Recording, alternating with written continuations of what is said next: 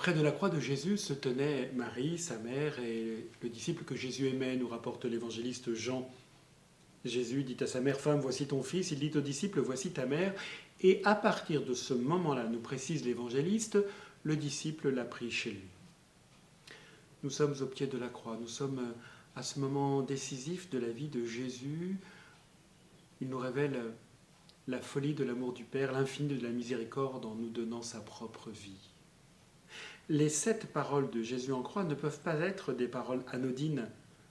Elles ne sont pas un post-scriptum en fin de lettre. Elles touchent au cœur de ce que Jésus veut révéler. Elles nous donnent l'essentiel. Et dans cet essentiel, il y a le don de Marie pour mère.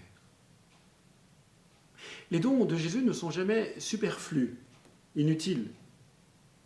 Ils sont toujours surabondants, parfois ils nous débordent, nous ne les comprenons pas toujours. Ils ne sont jamais superflus.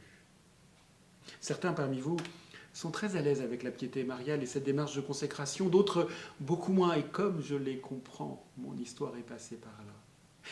Mais je constate que quand Jésus nous donne l'essentiel, ces 7 paroles sur la croix, il y a parmi elles le don de Marie pour mère.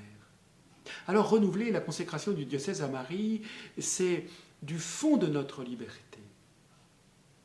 Accueillir, nous décider à accueillir vraiment le don de Dieu. Choisir Marie pour mère, c'est consentir à ce que Jésus nous donne sur la croix. Nous ne savons pas forcément tous pourquoi. Lui sait très bien pourquoi il nous donne Marie pour mère.